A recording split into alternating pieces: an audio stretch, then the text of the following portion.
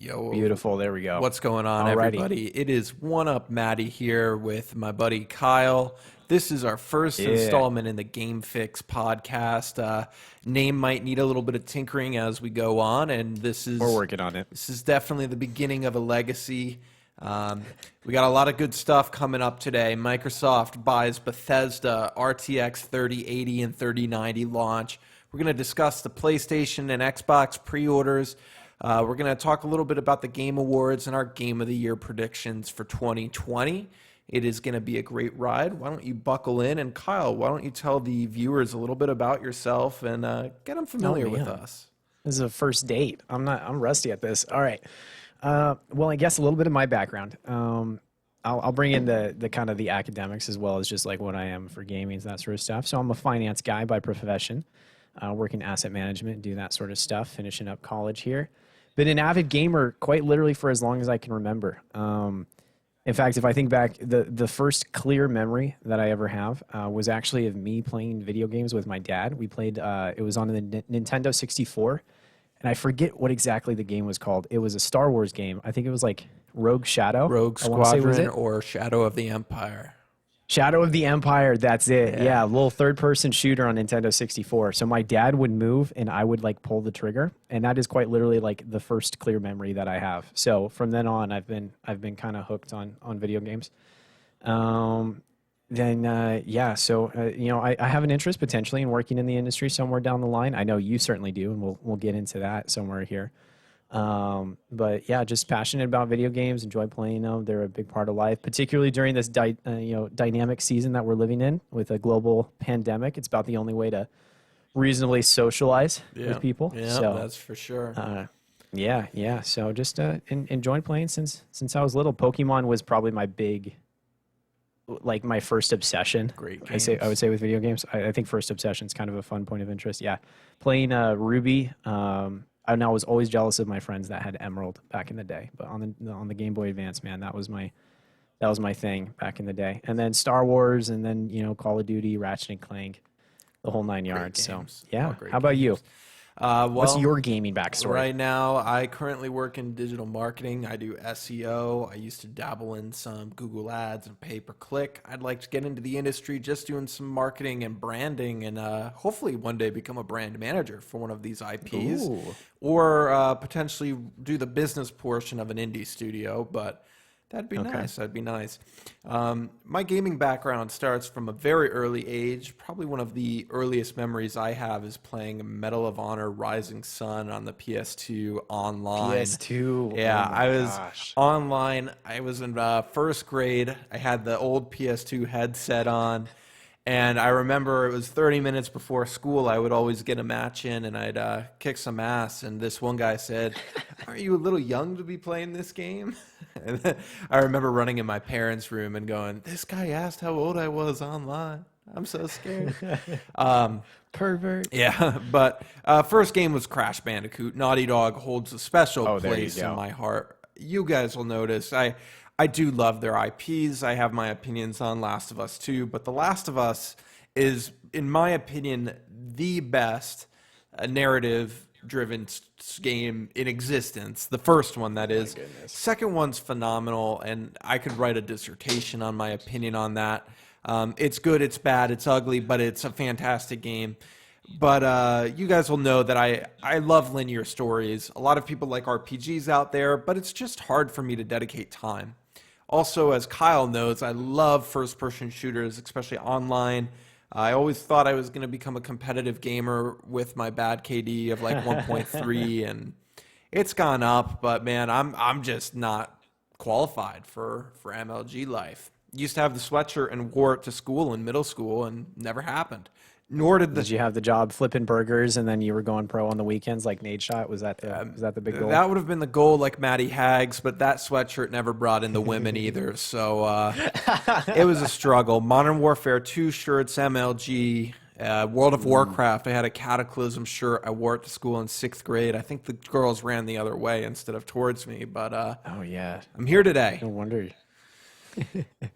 Here today. And this man quite literally to speak to his obsession, if I'm being quite honest, with Last of Us. He quite literally has a cabinet in his place. That is like basically a shrine dedicated to paraphernalia around that game. Yeah, I have a signed steel book from the dev team. I have the original statue that goes for quite a bit of coin online. A couple of other odds and ends, and I love the franchise. And I'm an avid game collector as well. I have about 350 games. I only collect stuff that I think is good, so I won't have like a massive collection, but I have a pretty decent sized collection. Yeah. I just realized I've doing all these like Zoom calls and stuff, either for meetings or school or all sorts of that sort of stuff. People have made fun of me because apparently, and I've just now realized this of late, all of the toys and accessories and memorabilia that I have is pretty much exclusively Star Wars. Like more than I realized. I have 3 Baby Yodas of varying sizes. There's a bunch of Boba Fett stuff. That's probably like my biggest single fantasy character, if you will, from Star Wars is Boba Fett. So I got Lego Star Wars and that sort of stuff laying around. But yeah, my background is almost entirely Star Wars stuff. So. Exactly, yeah, and I bet the chicks, especially nowadays, they dig Star Wars a little bit better than they did World of Warcraft and Call of Duty. But yeah, there was a dry period. I mean, between trilogies, people were like, "What Star Wars?" Like, "Oh yeah, I guess I've seen." Yeah, but Baby Yoda's taking over the world with some coffee. But 100%. I got a couple other stories to dive into with gaming and my history, but I want to try and save that for a different episode. I think we got some crazy stuff going on in the news right now, and dude, the past couple of weeks have been nuts. Exactly. A lot of big punches. I mean, right now the big rumor is an acquisition of Sega from Microsoft, which I don't. Oh wait, really? When did that come out? I haven't even heard that. Been in a little bit of the rumblings. We've seen a Sonic Blue controller that came out that is going to be pushed heavily by Microsoft. Some Sega has been tweeting about a big X with their hands and a box in front of them. Some stuff that's coming out, but I think a lot of people don't realize that a Japanese company cannot be acquired by a United States company. So with Sega here, I don't think Microsoft is going to acquire them, but maybe they'll get a re-release of the 2006 Sonic game that everybody knows and loves, for the launch title for the 360, I believe. That was absolutely horrendous. But a big acquisition did hit the internet a couple days ago, and a lot of you probably heard of it. Microsoft bought Zenimax, which is the parent company of Bethesda, and Bethesda Studios. It's crazy, but today we got some breaking news already about what this means for Game Pass. Isn't that right, Kyle? Yeah. We already have. So we already know of a couple IPs that are going to be coming to it. I would say first and foremost for me, at least personally, is the fact that Doom is going to be coming as a part of the Game Pass in the very near future. October 1st. That's not even near future. That's next week. Next Wednesday. Oh, man, I forget it's the end of September already. It's crazy. Right? Yeah. So now, before we dive into the Bethesda acquisition, I do want to return to the Sega just for a moment. Sure. So you said that it's not possible for them to get acquired. I assume that's due to like federal antitrust laws? Something along those lines? It's more of a Japanese thing. Japanese and their culture, as we know, a lot of gaming culture comes from Japan, as my voice cracks. I know all of you guys loved that one. But the Japanese, they don't like other influences on their company. Sure. So like Nintendo is still a Japanese-based company that operates in the United States. The market in the U.S. is obviously larger than Japan too, but they try to keep a lot of those foundations and so it's more of a cultural thing rather than like a legal barrier. Yeah, so okay, fair enough. It becomes a legal barrier because the Japanese government does not allow it for the cultural reasons. Oh, gotcha. Okay, interesting. So it's on both sides of that. Well. Yes. I mean, then based off of your discussion of the controller, you said what it was? It was a controller that's branded like Sonic? Sonic Blue. The top is so we have a potential partnership at the very least. I've seen some rumors. I haven't heard too much online about it, but I've seen it pop up. I see the controller now. And that's interesting. Something that's actually popped up is that the Xbox might be branded as the Sega Xbox instead of Microsoft's Xbox.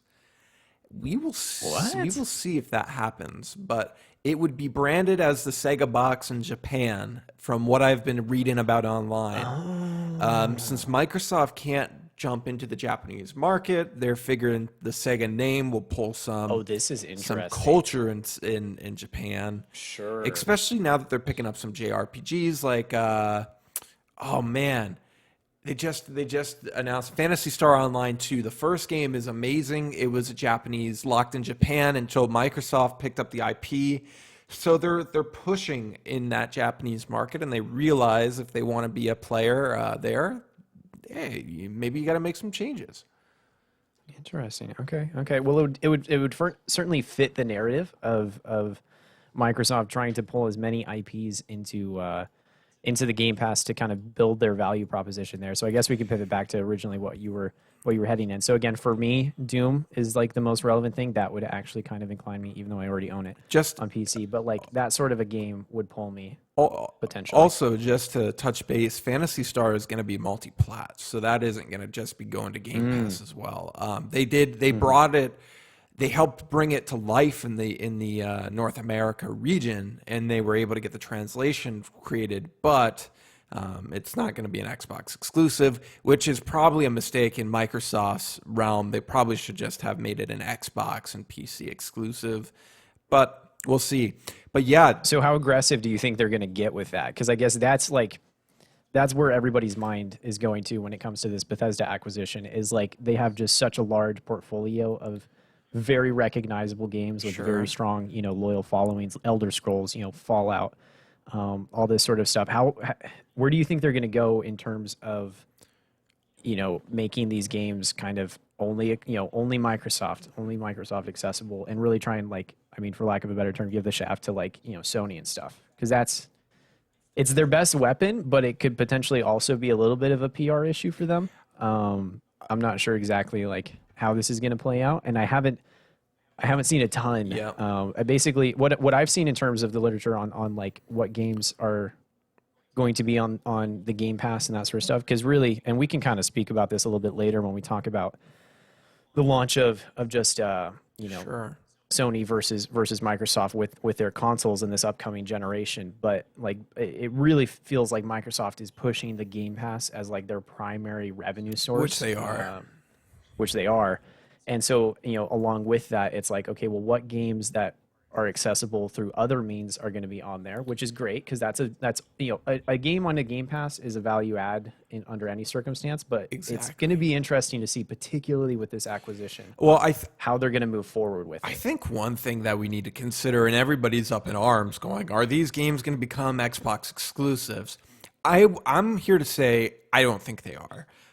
Look at Skyrim alone. Skyrim sold 20 million copies already. Already, it's been out forever. It's on every platform, and your Amazon Alexa could pretty much play it at this point. Pretty much. But with an IP like the Elder Scrolls, Microsoft would be fairly dumb to make it a platform exclusive. Now, I think we're going to see timed exclusivity. And another huge draw to Game Pass is going to be the $69.99 AAA game price tag going into next gen. Elder Scrolls 6 is probably going to have that price tag. And if I want to dabble in the Elder Scrolls 6, but I'm not somebody who loves the Elder Scrolls franchise, I'm not too hot on it, but I'd like to see what the new game is going to be like. If I have Game Pass for the low price of, I believe it's $14.99 a month, I can try it out. That's huge. Especially if I could play it exclusively on Game Pass for the first couple months that it's out. They might do a disc release in tandem for the Xbox only, but let's say it's six. Oh, yeah, we need to talk about that when we get to talking about PlayStation and their launch in the digital only variant, because I have a lot to say on that. Exactly. Yeah, Sony's doing some interesting stuff. Microsoft, I think, is heading more pro consumer, but we'll see. These exclusive deals, I think, are going to be 6 months to a year out, and I think we're going to see Deathloop and Ghostwire Tokyo. Those are going to PlayStation, even though Microsoft is now basically the owner of those IPs. But they probably still have to honor the contractual arrangements that were made prior to the acquisition. Exactly, 100%. And these talks have been in conversation for a long time. So when those contracts were written up for those two games. Obviously, this was something maybe Sony didn't know necessarily about, but it was probably written in there by the good lawyer team because this Microsoft deal didn't happen overnight. They paid for it in cash, which is important because Sony would never be able to do that. And Microsoft they can take the hit on this. That's the thing. If Microsoft does nothing with these IPs, so be it. They could make them platform exclusives. I just don't think financially they're going to. They'll make them timed exclusives. They'll be on PC 100% like every other Microsoft game. Yeah. But now, Kyle, the one thing that I think is interesting that nobody's talking about online, Obsidian and Bethesda can now make Fallout New Vegas Part 2, but sure. Beyond, everybody's talking about that because that's huge. But what about studios like Rare making a comeback with a Bethesda IP? You know, they're known for Perfect Dark on the N64. They're known for GoldenEye. What if we gave them Wolfenstein for a side story? What if they came on board? I don't think id is going to allow it. What if they did the next Doom? I don't know. It could be interesting. Do you think they could take Doom? I don't know. The single-handed revival of that franchise, I feel like is maybe not Doom, but do you think id would actually like? No way. Id won't let them do Doom. Yeah, they'll die before they will literally go to hell before they they give up that. 100% agree. But I guess. But I do see your point though, that. in terms of like there's a lot of other potential synergies now with studios that technically Microsoft owns and the wealth of IPs. And by the way, in case you didn't know, IP is intellectual property. So we're talking about like game franchises here. Yeah, exactly. But like all the different now there's a whole world of potential distribution and development. It'll be interesting to see if they can make side stories. That's kind of where my mind is heading. Yeah. You have like Sony now is doing Spider-Man Miles Morales, which is probably a good segue into the PlayStation pre-orders. But what if Rare did that for a Doom game? I mean, Doom Guy doesn't really have a side story, but what if they did it for a Wolfenstein game or something like that? I could definitely see it with Wolfenstein. Evil Within, maybe. That's a lesser known franchise. Oh, man. But good games though. yeah, and Prey, like what Very Rare stressful. could do Prey. You don't know. Okay. Yeah. But no. kind of to not beat the bush on that, but that's available online everywhere. But let's just kind of transfer into these pre-orders that we've been doing, man. What? Sure, the nightmare that is tech pre-orders right now. And oh man, we've had some group chat shenanigans going on trying to find these things, haven't we? There has been a lot of things going on. Wario64 on Twitter is the king. He has single-handedly let us get PS5s because he tweeted out the Amazon link before it went live. Well, that's how you got yours. I had to smash the link to Best Buy, but we'll get to that. That's right. I got mine on Amazon, but you got yours at Best Buy. I was asleep when you called me. I was passed out in my living room floor. That was a long day for me. Typical, missed the PS5 launch. I almost did. But yeah, so I mean, we have the NVIDIA launch is already in the books. We just had the 3090 as of recording. That was today. Obviously, we had the 3080 and all the shenanigans around that. Disaster. Yeah, it was another disaster. So much for fixing from the 3080 launch. And then, of course, we had the PlayStation was like the first huge one. And then we also had Xbox very recently here as well. So do we want to start with the graphics cards a little bit? Sure. I mean, I think the 3080, everybody knows what's going on here. Bounce alerts, those guys just allowed people to get a bunch of them. Great. Check. The 3090 was the interesting one for me. Sure. I don't think these scalpers understand what these graphics cards are. They're not a limited release. Bounce Alerts is known for getting you shoes that are only made, they only make 100 of them or 200 of them, and they're very limited. These cards are not going to be limited. They're going to be mass produced, and the initial run is tiny. But the 3090 is not a gaming card. It is it's been very clear with with all the performance benchmarks that have come out. It does better than the 3080 by about. Oh yeah, don't get me wrong, it's the most powerful card ever, but by about 15%. Yeah, and that means nothing. The real thing here is the 24 gigabytes of VRAM, and the fact that it's the only card of this generation that still has SLI support, and that's why it has 24 gigs. 100% true. So these renderings for these animated movies are going to be absolutely nuts, and those studios are not going to buy secondhand cards on eBay. I personally think the scalpers that bought them this morning, you're scalping the wrong product. The 3090 is not a consumer product for a typical enthusiast. Hell, even somebody who loves PC gaming is not going to run a 3090. They're going to run a 3080. Well, I don't know. Have you seen the prices of 2080 Ti's though, with like aftermarket coolers and that sort of thing? I mean, they would easily push like 1300 there. I certainly. Well, let me say that. I think the 2080 is gonna drop in price come October. When October 17th, you're gonna see the 2080 Hopefully skydive down to like 350, 300. I think. Yeah, no, I would agree. At least because if it's gonna reflect at all a proportionality in price to performance, then it will have to drop down to what, a 2080 Super is gonna have to be, $400 at most, based off of this. Because the 3070, which is yet to come out, and I know you and I are both gonna be like up late at night and with 50 million tabs open 6 a.m. trying to pick up. It's gonna go live 6 a.m. Okay, never mind. I thought it was a nighttime. 3090 sold out in seconds. It was worse than the 3080. It did, because I think now, I think the 3090 all of a sudden pulled people that weren't familiar with graphics cards and wouldn't have been aware of the 3080 launch. Like that just became such mainstream news that people were like, oh, opportunity, There's and people that really wouldn't participate in this space at all, and certainly wouldn't be a gamer or some sort of content creator that would have a workflow that would justify the sort of VRAM that these cards have.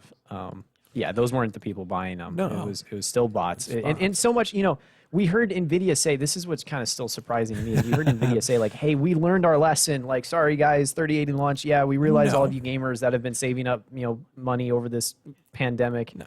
I don't even think we can say the critical word there. We can now. Have wanted 3080s because you've been playing video games anyways, and so it's like, don't worry, we learned our lesson. 3090 launch is going to be great. We have new back end stuff that's going to catch the bots, and it's like, no, it didn't. It didn't even go live for most people. The 3090 is still a hell of a deal. Don't get me wrong. The 3090 for the price compared to the 2080, you're getting that much more horsepower for a cheaper price tag.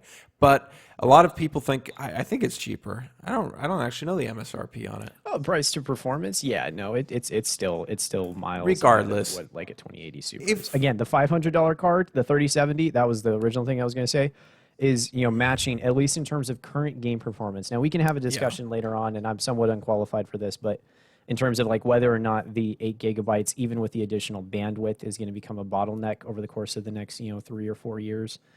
For the 3070, but as it stands right now, price to performance, 3070 is matching or beating the 2080 Ti. So that you're getting at least equal performance for less than half the cost of the prior generation. And it's not out yet, so we don't know the exact benchmarks. But everything's starting to add up with what NVIDIA is saying. The 3080 is performing superb, and I have a feeling the 3070 is going to do the same.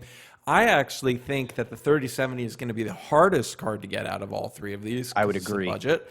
And to be honest, I just built this new rig here, and I think I might actually go for a 2080 Ti once those drop. I think I'm actually going to be able to buy one. I think it's going to be less than $500. And yeah, it's not as great as a 3070, but for what I'm doing, I don't game a lot on the PC. But it's a huge step up from my 660 Ti, which is now the huge bottleneck in my rig. And it'll pair nicely with the Ryzen 3600, I think. I don't know. Yeah. We'll see when the day comes, but with how the bots are doing, I think if you do get your hands on one, you're going to be like, I don't want to let this go. If I can get one, I'd probably keep it. If. It's a big if. But I don't want to jump on a 2080. I don't want to jump on a 2070 because the prices haven't dropped yet. Yeah. I mean, you can go on Best Buy right now, and the 3080 obviously out of stock. But like the available cards, you can get a 2070 Super for $550. It's like, wait a second, that should be $350 to frame rate. That should be like $250 now. Yeah, exactly. With the 3070 coming out, those old cards don't necessarily match up. But what's going to be interesting long term is how does this work? Because supply is not going to meet demand for a long time, especially with the virus and the pandemic. So how do these things affect the market? Typically, we would see a drop, and if the MSRP on these is going to be what the card is selling for, are we actually going to see a drop? Because you can't get a 3070, so we're just going to sell 2080s at at a couple $100, $800. Yeah, I honestly think this is probably going to be the weirdest technology hardware market that I mean, excluding an active God again some point in our lifetimes. This is going to be the weirdest market that we're ever going to live through, because it's and what makes it weird is we have this potential product that is technically out there in the wild, the 3000 series, and we haven't even seen what AMD is going to pull with their 6000 series. But rumors are indicating, and maybe we can talk about that next week, but rumors are indicating that they're going to be at least on the gaming side of things, and at least relatively close to the performance of the 3000 series, which would be great because AMD's competition has actually really kicked Intel and Nvidia in the ass the past couple of years, 100%. Ever since the original Ryzen launch. Which is great to see because we're free market capitalists here, so we like competition because it actually brings good products. And this is like one of the best case studies in terms of like the impact of competition on the market. But anyways, my original thought being was, so we're going to technically have these 3070s, 80s, 90s out in the market, but if there's no access to them, if you can't go out and purchase them, then it's as if, from a practical standpoint, from a buyer standpoint, it's as if they didn't exist at all. Exactly. In which case, we're then back to last-gen hardware that is still technically in stock. And if that's the case, then, you're not going to see the supply and prices demand, drop. it's the price isn't going to drop by much, because it's still going to be... The 2080 still may be higher than the 3070, which is hard to believe, but the MSRP on that was so much that these retailers who have stock are not going to want to liquidate those cards, especially if you can't get the new one that's better. They're going to go, why are we going to sell it for less than the new one if you can't get it? And we paid X amount from our supplier for them. They're not going to liquidate pennies on the dollar because people are still going to buy them. And what I would say is if you're in the market for any of these 3000 series cards is hold out until you can get them. If you're going to utilize them and you have if you have a decent card now, if you're like me with a 660, a 760, even the 1000 series, maybe consider getting a 2000 series card if they go on discount. Right now? Okay, sure. That's the qualifying statement, right? If there's a reasonable discount applied to them. If they are not, wait until the stock comes and go for the 3000 series. Because that's what I'm doing. The advancement in your tech is going to be so good that if you can get a 2080 for $300 and you're on a 660, 700 series, whatever, do it. Because you're probably going to get it before the 3000 series is out, and that'll last you a couple of years. And this technology is still new. These cards are impressive, and it was a huge jump. But what about next year and the year after?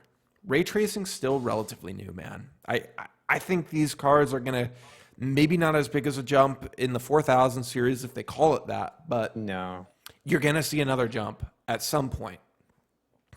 I think we will, but I think we have a couple years before that. Now, I will say, so this is kind of going into an unrelated field, but again, like I do a lot of equity research and that sort of stuff, and a company that I'm particularly enthusiastic about is called Taiwanese Semiconductor. Nice. Their ticker's TSM or TSMC, depending on what equity market you're looking on.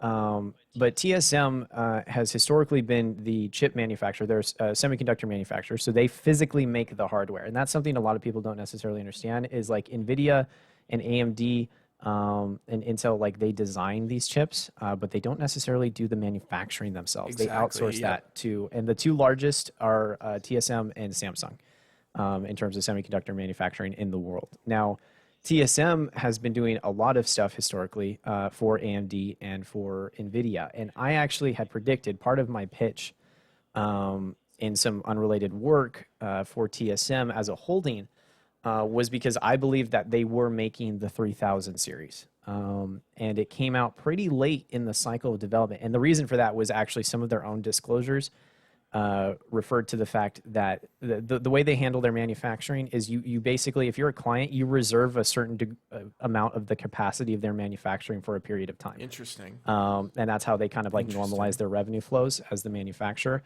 And NVIDIA was a substantial client. I think like upwards of 30% was between the two biggest companies, which were AMD and NVIDIA. Yeah, of their manufacturing was done for them. So I figured, well, hey, if they already have this much under contract, that's probably for the 3000 series. Jeez. And then what ended up coming out was that the old competition between Samsung and TSM, turns out Samsung, for whatever reason, won. And I think it was, quite honestly, it was first of all, their 8 nanometer process was cheaper than TSM's 7 nanometer. And I think it was a capacity constraint. I think TSM with the this would have been scheduled prior to the pandemic, but particularly in light of the pandemic, wouldn't have been able to meet manufacturing demand for them. Interesting. And so they went to Samsung with their deal. So, anyways, the diode has shrunk a lot in recent years, and that's kind of why we're getting such a massive performance increase, is because it was proportionally a fairly large shrinkage. And when you shrink the size of a semiconductor, you can think of it as increasing power and density and all that sort of stuff. So I think we've seen this is the largest tech performance boost since time. like the .com boom, basically. Yeah. And I don't think it's gonna get matched for a little while. Moore's law hasn't been a thing for a couple of years, and this is huge. No, it hasn't. This is huge. Yeah, particularly on Intel. Intel's, man. Yeah, Intel. They've been dragging their feet. Innovate. They don't innovate They couldn't anymore. get 10 nanometers to be scalable for their life. Yeah. Although I will say, so this is one last note on terms of the supply side of things. I think there will be a lot more 3070s out there. And part of the reason for that is the way you bin the process, you bin the diode. So that if enough of the chip is functional, then it gets to be a 3080. And then if less of it is working ideally, then you deactivate some of the cores and it becomes a 3070. So it's lower on the chain of QC control. So that means there's going to be more of them out there. But at the same time, $500 for a 2080 Ti, like the whole market's going to be saying, heck yeah. So the demand's going to be so high, even though they have theoretically probably a larger supply of 3070s than any other of the other cards. It's going to still get completely blown out of the water relative to demand. Well, and it's the most affordable. I think that's a bold statement, and a lot of people might come back at us in a couple weeks and say they had no stock.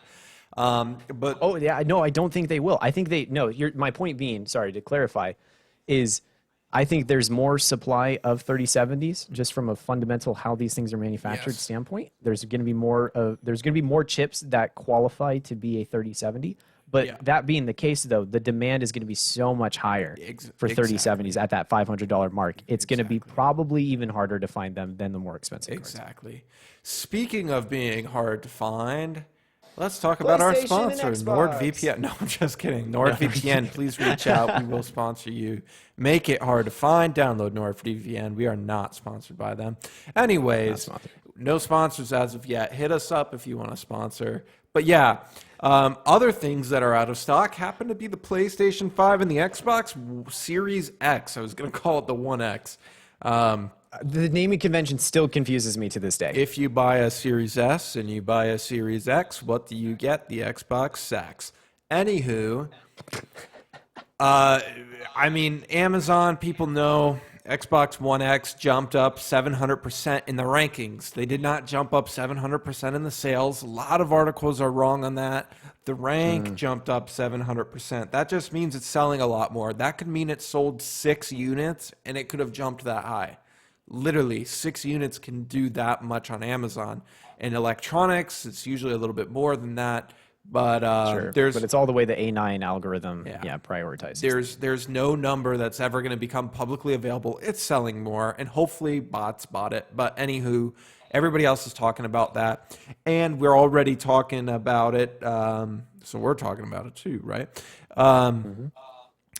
Everybody knows PlayStation just dropped randomly. Kyle was able to get one. I was able to get a second round. I was able to get a couple for friends just in case they weren't able to get them on Amazon on different accounts, which was good. And Yes. You scalper. Well- no, you actually were being. I have proof of the fact that he told me. I said- hey, if you don't get one, I have one for you, bro. And I was like, I love I you. saw I could get Thanks, them, bro. and I was like, "Hey, could I use your Amazon account to get one more, just in case my friends could not get them?" So I'll probably see what I'm gonna do with them. Who knows when they come out, if I even get them. But hopefully we get at least one of them on launch day. But if some of my buddies need them, they just got to hit me up, and we'll work something out. Yeah, I was able to get one, but that was like a miracle, to be honest. I mean, that was me at what, like 1 or 2 in the morning. Yes. Was I think when I texted you guys quite literally, I was literally sitting there in front of my computer, just smashing the refresh and the add to cart button. And eventually I got it to work, and eventually I got through the whole transaction, Which is good. And I've done the same thing with 3080s a couple of times, both on Best Buy and Newegg. Couldn't check out, though. Unfortunately, with those, I've all been unsuccessful. But I did get the PlayStation at least. One thing to consider is, I know people are online saying, "Oh, the scalpers are scalping these on eBay and whatnot." Why do I have multiple pre-orders in?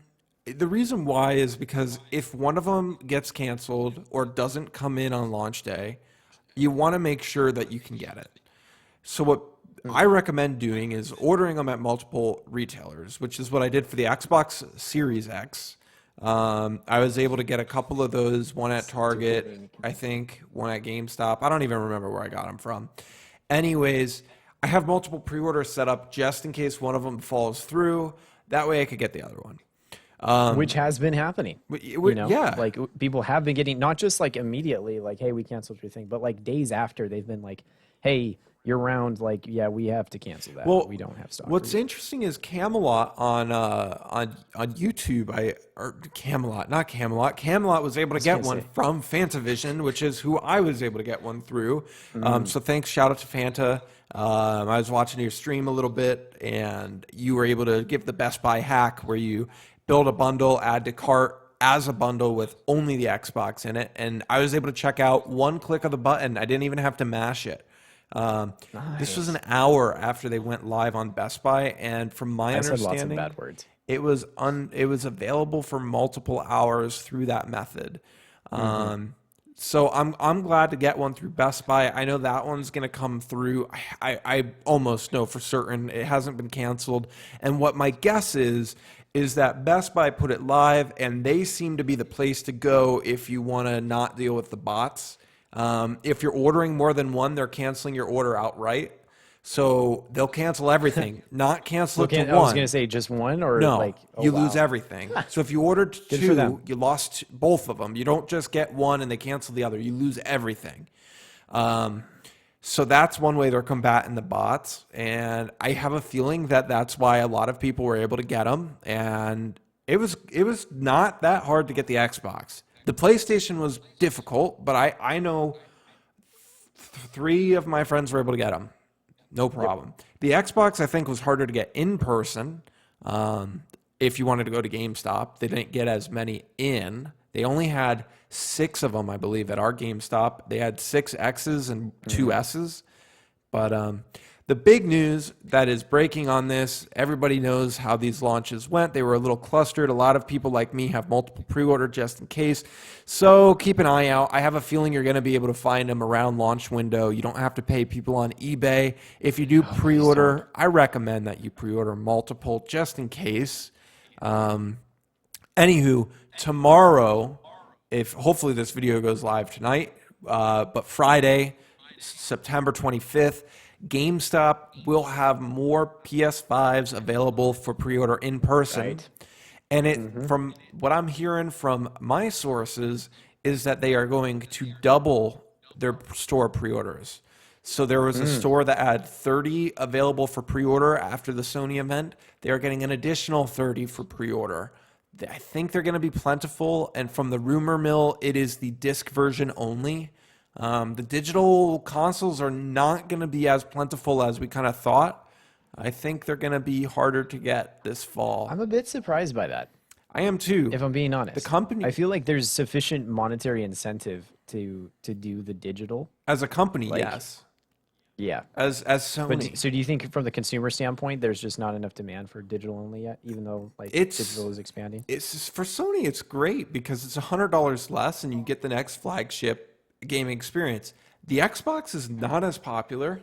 I happened to hop on Game.uk today and look at the Mafia trilogy because I'm probably going to end up importing it from the UK for my collection, so I have all three physical. You can still pre-order a Series S from their website. The pre-orders have been open for a couple days. Yeah. And Yeah. you cannot do that with the Series X. Just No, the S. not at all. Yeah. I think in Europe, you're going to see the S and the digital console sell slower.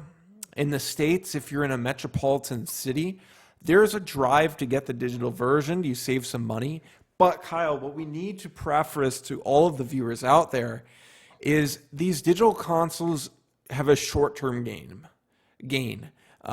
You save the money up front. The Series S, $299.99, great deal. I would never buy one because it's inferior experience. I think they're going to phase it out in 2 or 3 years. Exactly. Yeah. It's either going to bottleneck the generation or it'd be like the VCR, or they're going to have a mid-gen refresh and have a Series S2 or something. $5 on the ladder. That's my opinion. Is this whole 2-year contract that they're going to have is in 2 years? You can sign with them. Yeah. Was it 25 a month? 25 a month for the Series S. Yeah. It might even be $22.99, and you get Game Pass and Gold. Fantastic deal. Fantastic deal. But when 2 years is up, I bet you there's going to be a version 2 that's going to be more powerful. It might even have a disk drive if the non-disc doesn't sell well, or they're going to provide an incentive to upgrade to the Series X directly with them and maintain that payment plan, right? Like a trade-in, like a cell phone. Oh, gotcha. Yeah. But sure. I mean, I think part of the digital push, of offering that beyond lowering the initial cost, because like it's great if you think about it, like from the manufacturer perspective, from the perspective of Sony or Microsoft. A Blu-ray drive is not $100. No, it's maybe 50. I mean, it's a 4K Blu-ray drive, so it's a 4K Blu-ray. So let's say generously that the cost of that addition to the device is about $50. Yeah, for a 4K drive at scale. Probably we're economies of scale here. Probably less. Then to be honest, I still think that's being generous. Yeah, I'd agree. Let's roll with. I bet you cost them $20. A really good. Sure, that's probably realistically more where it is, but let's be really generous here, and let's say that it's like $50 to do this really high quality 4K drive. They're dropping the price. In Sony's case, I think that's a better example because it's actually the same console, excluding that drive. They dropped the price $100, so we know that they're taking a $50 hit off the rip at least. But where they're picking it up is in digital, as everybody knows. Digital sales, because now you're stuck buying through them. I believe it's a 30% cut that Sony gets. It is, yeah. But yeah, they charge 30% on digital sales, which is great for them. Bad for the consumer. You know why, Kyle? Today I looked at Dark Souls 3 on the PlayStation Store. Not even the Game of the Year edition. The basic standalone Dark Souls 3 is still $59.99. No, it's not even 40. It's $59.99 for the non-Game of the Year version. Granted, and some Joe Schmo is getting roped in by his buddies who play it to go pay $60 somewhere. And I believe that the PlayStation Plus sale from the summer had Dark Souls 3, the Fire and Fates edition, I believe it's called, is for $15 if you had Plus on sale. Yeah. But the basic edition, if you buy it on accident, is $59.99. Unbelievable. Also, you cannot trade these games and you cannot sell them on a secondary market. GameStop has just announced they're going to be closing about 500 stores. A ton of stores are going to be closing again. But get out of the GameStop thing. If you guys are trading into GameStop, look at eBay and actually get some money for your games. But I could go buy Dark Souls 3, the complete edition, for like $15 on Mercari or eBay. I could go to GameStop and buy it brand new for $20, I think, or Best Buy or one of those. I know I bought the game at GameStop for $20 a while ago, and I sold it because I didn't play it. Have you played Dark Souls 3? Only I obviously played Dark Souls 3 because I'm a nerd. I only played Remastered.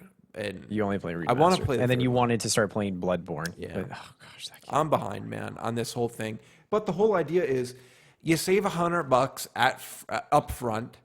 But look, if you want a disc copy of a game, especially these launch titles, if you're waiting a year, you're going to be able to get them super cheap. And the games are going to be $70. What's that going to mean for the pre-owned market? I think you're going to see games drop to 45 pretty quickly this time around. Yeah. That's what people are used to spending $50 on a new game 2-3 weeks after it comes out now. $70, the market's not going to adjust. I think it's going to be about the same. The person who buys the new copy is who's going to really suffer on the money hit. But just like with cars, drive it off the lot. Exactly, exactly.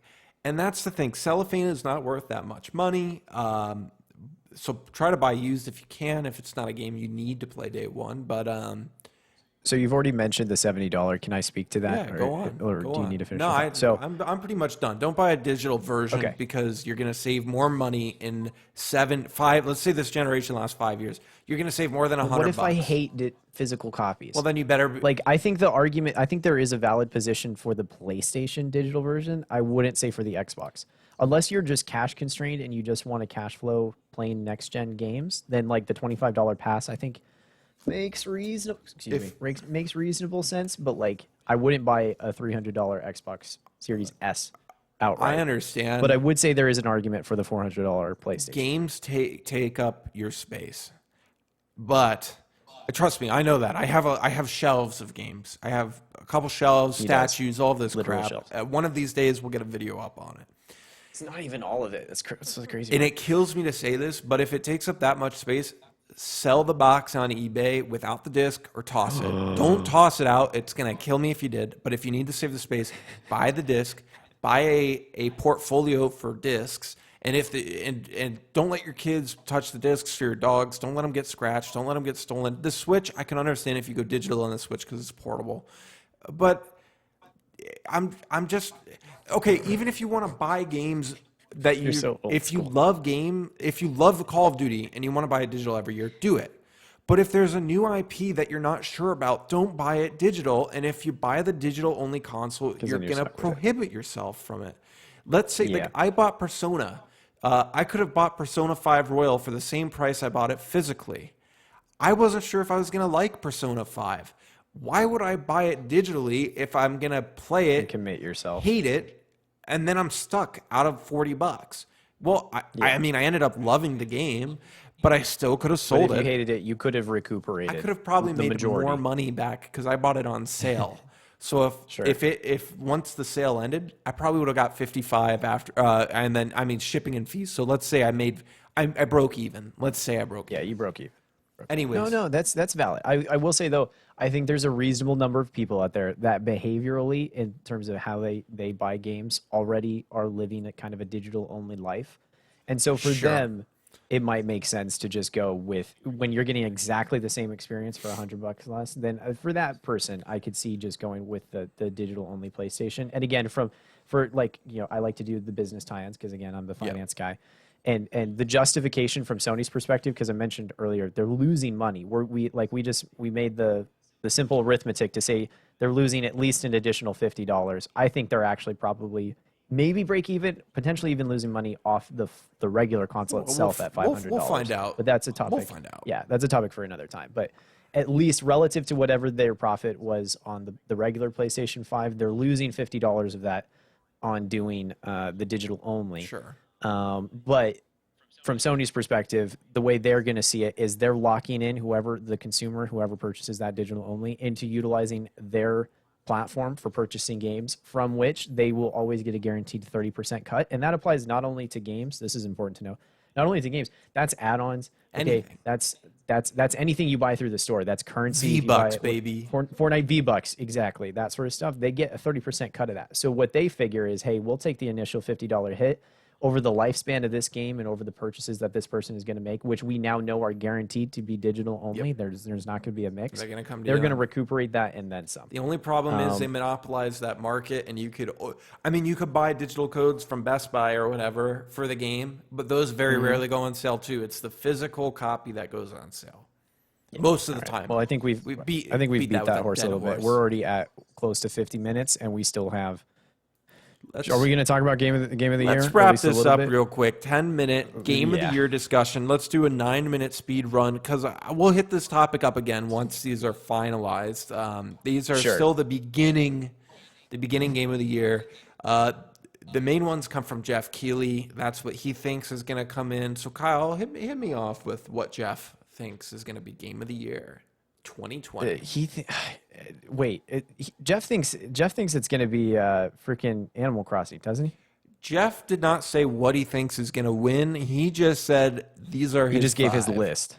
Sure. So his 5 are, and the first one kills me, even though I enjoy the game. Fall Guys, which became an overnight success, and it's funny because I was talking to you and some of my other buddies of like the need for some sort of colorful, lighthearted, ditzy, crazy game to play with your buddies, and then Fall Guys comes into the picture. Yeah. Then we have an unreleased title, Cyberpunk, which I think is a very strong contender. I know you don't have as deep-seated a love strong, of man. CD Projekt Red as I do, but it's strong. The hype train is big for it, so it's got a lot to live up to.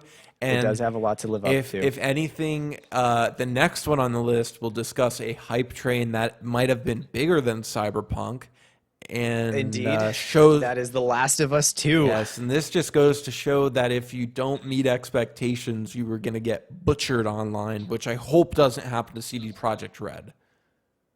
Yeah, for sure. And I think, honestly, that's still, even though I would strongly personally disagree with the decision to make that game of the year because of the controversies surrounding it, but I could see the Game Awards kind of like going with that just because it's kind of the shoe-in, if you will, It's even a amidst vote. the controversy. It's all a vote. Yeah. At the end of the day, the people get to vote on who. Yeah, we can still go on the website ultimately wins. Sure. But I see that still potentially be, people going to the website and being like, well, it's The Last of Us 2. And I don't know. Yeah. I don't know. We'll see. And then we have Ghost of Tsushima, Pretty good game. which you've played. I've not. Pretty good game. But I've watched a little bit of it. I don't Yeah, think it's looks as good pretty as everybody says, but it's pretty good. Fair enough. And then the last one, which I'll be honest, when we talked about this earlier, I laughed at, but I've come around to the idea, and this may actually be the game I think wins now. And that is Animal Crossing. I commented on somebody's post. I'm a part of a couple Last of Us groups, and somebody on my group said, I know, nerd, we all are. They said, hey, who do you think is going to win Game of the Year? Last of Us? I said no, Animal Crossing. Guy commented and said, well, it wouldn't be my pick. I put 600 hours into the Animal Crossing. There are people that aren't even... There you go. There are cell phone gamers that wanted a Switch to play Animal Crossing. Yep. And overpaid for a Switch to play Animal Crossing. Any other year, Animal Crossing probably wouldn't even be considered. It probably would be considered for family game because Nintendo always wins that category. Yeah. But It's a foregone conclusion. if there was any year that they could do it, it's 2020. And that's what kind of that, clarification is what kind of made me come around to the idea, because I think back to looking at, spring semester at college, and I knew a bunch of people that weren't really gamers that got, all of a sudden I saw them in like the common areas and they're playing Animal Crossing, and they were never gamers before. And really the consideration that, look, in any other year, it wouldn't even be in the running, but in this year, in this environment, that sort of escapism, that sort of lighthearted, pleasant, time burner that Animal Crossing it was and is, And it had tasks. was so appropriate. Daily tasks for you to do, something to look forward to. You could go to somebody else's island and connect with them. And this, mind you, this came out. I was in Hawaii when the game came out.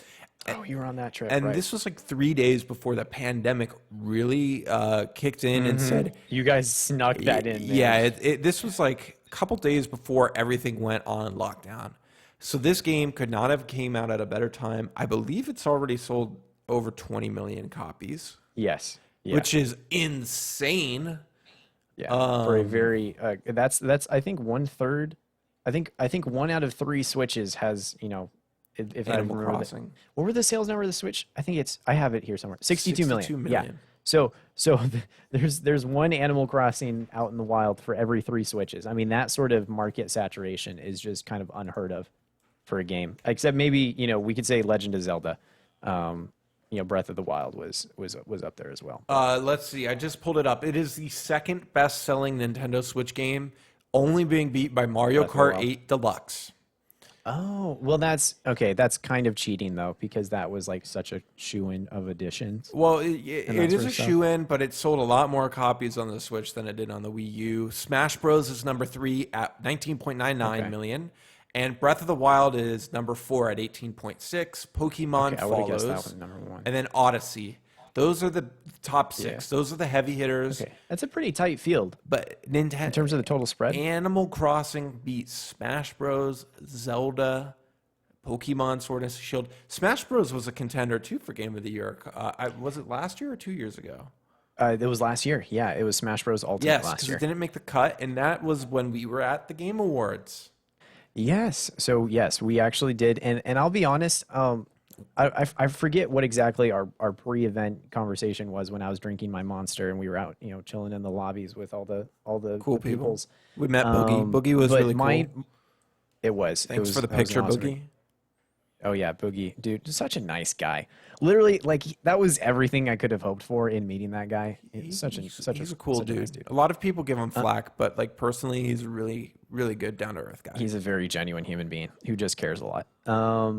But anyways, my top 2 from last year. So just to kind of give you guys the summaries of the games that were in contention, that was Control, Smash Bros. Ultimate, which we already mentioned, Outer Worlds, which kind of came out of left field but was a really quality game, Resident Evil 2, and Death Stranding. And for me, I thought it was either going to go to You missed the winner. I thought Outer Worlds. You missed the I thought winner. Outer.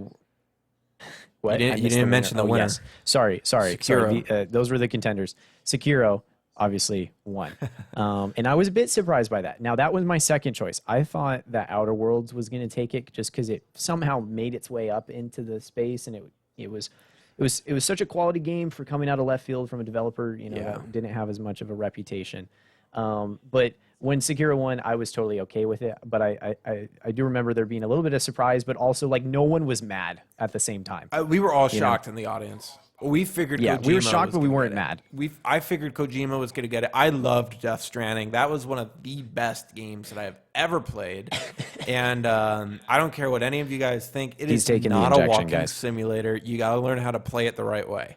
I beat it in 24 hours on my first playthrough, which is insane. I did not do everything. I just played for the story, and it was phenomenal. And when oh man, when the band, I can't think of their name off the top of Churches. Green Day? When Churches came out, Churches. and played the Churches was song, great.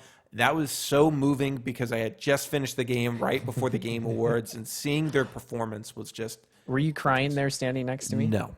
I was not crying, Okay. but it was still phenomenal. Okay, but you did get emotional. Well, that's all right. That's all fine and good. And yes, I do not complain about Sekiro winning. No, it was I'm a big fan of great From choice. Software. I think Death Stranding was too controversial. I agree, and that was last year. Everybody talked it through. Animal Crossing is my vote for this year, but I think Jeff is missing a couple games, as we kind of Yes. talked about. Final Fantasy Yeah. VII Remake. If Resident Evil 2 is on the list, why can't this be? Why can't this remake make it? It's a great I'm, remake. I'm fine with that being on the list. Again, so disclosure, I've never been a part of the Final Fantasy. I've only played 7 and following- Remake. Yeah. What did you think of the remake? It's different. It's fantastic. It's different. I'm not an RPG guy, but it takes what Square does great, and it makes it amazing, and it makes the story great. My only complaint is that it's too long for what it is. It is. You should make a review for it. It's like the first 4 hours of the original game stretch out along 20 or 30. Like We have 2 minutes. yeah. No, So we need to burn through the rest. Okay, so we got Doom Eternal. Great game. I love, freaking fantastic game. That's gonna be like with my new rig. That's gonna be my practice game for my shooting with mouse, since I'm so used to controller. But fantastic game, amazing humor, just slaying completely demons. on steroids. Fun. Fast pace. Super fast pace. And then so this one I threw out, and you actually really appreciated it. Was Half-Life Alyx, Sleeper on arguably the list. best VR experience that has ever been made thus far. So I think that should definitely be on the list in contention. And then, lastly, this one it's one of those franchises that never really makes this list for whatever reason. But I think Call of Duty Modern Warfare at least deserves an honorable mention because Warzone quite literally put Call of Duty back on the map. Warzone, this campaign, the multiplayer, all of it. You could say what you want about Activision and Infinity Ward, and I don't agree with every choice they've made in the past, but this Call of Duty brought us back to like Modern Warfare 2 days. It just, it felt snappy. It felt good. Everything was free DLC. It was actually very friendly. Sorry, Treyarch, but like you've dropped the ball the past 2 games in terms of your monetization and loot boxes and that sort of stuff. Yeah, I don't know, man. Cold War is going to be interesting. That whole direction is a whole new story, but this game was good. Yeah. It was really good. I can honestly say this is probably the most fun with a Call of Duty that I've ever had. Now, again, we had the whole pandemic that's, kind of, maybe making me a bit biased because I had more time to play video games than I've ever had in my entire life. But I had a ton of fun with Modern Warfare, and I still do. It's still one of the games that I look forward to playing Warzone with my family whenever we get a hop on, and we might not catch some dubs, and I might get more kills than they do, but it's still a great game. Cool. Well, that gets us through content, and we did technically get through content within an hour. Yeah, so I guess that's an hour. positive. And do we have we did some intros to talk about? No, we did some intros in there too. Yes. So I mean, we covered the bases. I think we sped through that Game of the Year predictions. We're not calling out what we think. I'm gonna put a soft win on Animal Crossing as of today, but we'll dive deeper into this, especially once Cyberpunk is out. Cyberpunk's still my number one. In lieu of Cyberpunk living even remotely up to hype, then I will switch teams to Animal Crossing. But I'm still gonna trust in CD Projekt Red right now. Well, I think they have a good shot. I just think we can't put a game up there until we play it, and I'll be playing it. It'll be interesting to see, and we'll find out. But any teasers for topics for next week that aren't going to be breaking news? We might be talking about something called the earliest console launch memory that we have.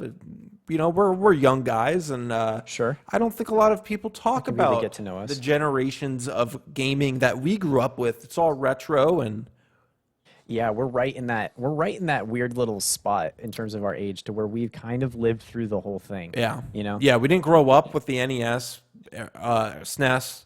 N64 is kind of pushing it, but the PS1 was really what I grew up with. And I have an older sister and a dad who used to play, so I grew up with those consoles for sure. Yeah, we were more of an Atari and Intellivision family, which was weird, but it's okay. You came around to video games. Oh, yeah. But we can also talk about the alpha. We should talk about the alpha next week, Call of Duty. Yeah, by then we'll be preparing for the thoughts on beta as well on the Cold War. Beta comes out around my birthday. Awesome. Well, great. Well, anything else? No, that's it. Thanks, guys, for tuning in. Make sure if you're on YouTube, hit the sub button, whether you're on my channel or the podcast, or Kyle's going to have to get a channel up too. And yeah, working on it. Yeah, make sure, click the links in the description. Subscribe to the podcast. Subscribe to me, One Up Maddie. I do a couple cool videos. We're still trying to build the channel, work the kinks out, and like the podcast on Spotify. Hopefully, we will have video in the next podcast or coming. Yeah. And for sure. Baby steps, everybody. Thanks for being a part of this journey with us. If you actually made it through this, you are a saint. So, amen to that. Amen. All right. Peace out. Peace out, everybody. See you next time.